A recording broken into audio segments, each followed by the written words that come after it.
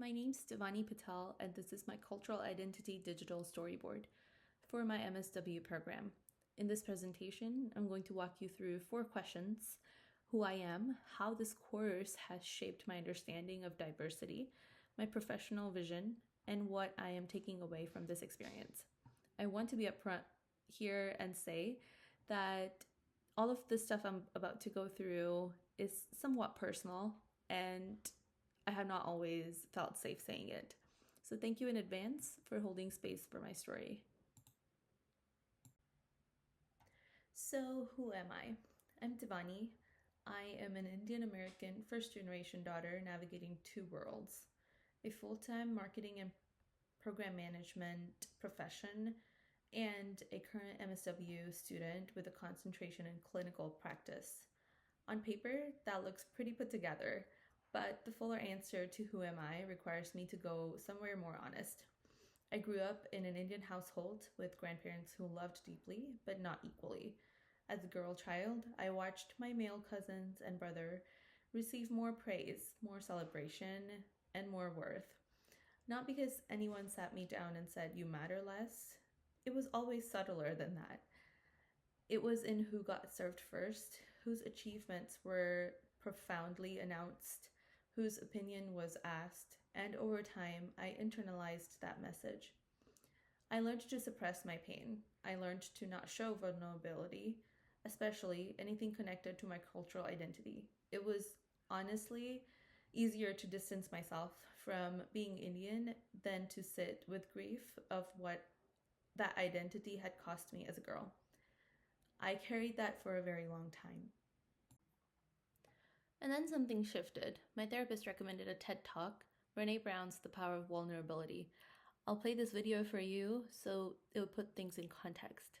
Really, about 6 weeks into this research, I ran into this unnamed thing that absolutely unraveled connection in a way that I didn't understand or had never seen. And so I pulled back out of the research and thought, I need to figure out what this is. And it turned out to be shame. And shame is really easily understood as the fear of disconnection. Is there something about me that if other people know it or see it, that I won't be worthy of connection? The things I can tell you about it, it's universal. We all have it. The only people who don't experience shame have no capacity for human empathy or connection. No one wants to talk about it, and the less you talk about it, the more you have it. What underpinned this shame, this I'm not good enough, which we all know that feeling, I'm not blank enough, I'm not thin enough, rich enough, beautiful enough, smart enough, promoted enough. The thing that underpinned this was excruciating vulnerability.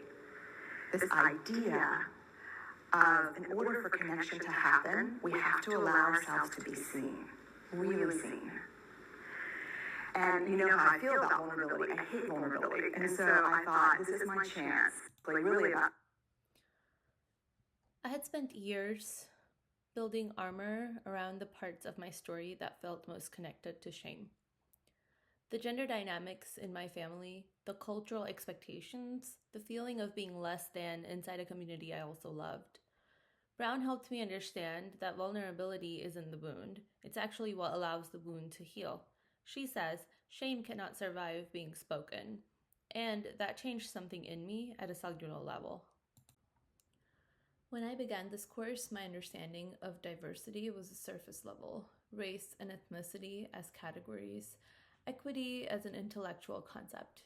Through Sue and colleagues and Williams' framework on racial stress and trauma, I started understanding diversity as a structural about who designed the room, whose pain gets treated as legitimate, and how cultural environments shape us in a way we don't always have a language for. The biggest shift for me was moving from cultural competence as a checklist to cultural humility as a lifelong practice. And honestly, that shift started with my own story.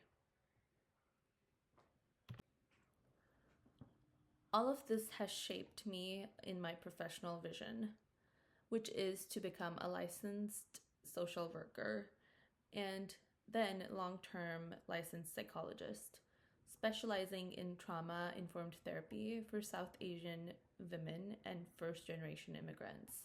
I am passionate about this because I lived the silence. South Asian women are so often taught to endure rather than to heal, to keep family business inside the family, to not burden others, to perform strength even when they're falling apart. I want to be the clinician who says your pain is real, your experience is valid, and you deserve support that actually sees you. What I want my future colleagues to know is that mental health stigma in South Asian communities is real. It is layered, and it is not going to dissolve just because a client made it to your office. The fact that they showed up at all is an act of courage. Culturally responsive practice isn't an optional. It is the difference between a client who feels safe enough to stay and the one who leaves and never comes back. So, how am I going to use all of this? First, I'll apply culturally responsive assessment frameworks, particularly Williams' work on racial stress and trauma, to make sure I'm meeting clients where they actually are, not where it's comfortable for me to see them. Second, I'll practice cultural humility in every single client interaction. That means checking my own assumptions, especially around South Asian family dynamics, gender roles, and intergenerational patterns, because I carry my own biases too. Third, I plan to advocate for structural change, for mental health resources in underserved immigrant communities, and for care that is gender equity informed.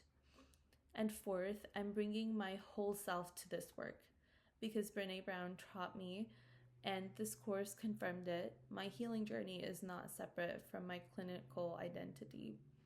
It deepens my empathy. The girl who wasn't celebrated the same way grew up to be someone who makes sure her clients know where they're worth celebrating. My overall takeaway from this course is simple but profound. Cultural humility begins at home. Before I can hold space for my client's complexity, I have to be willing to hold space for my own.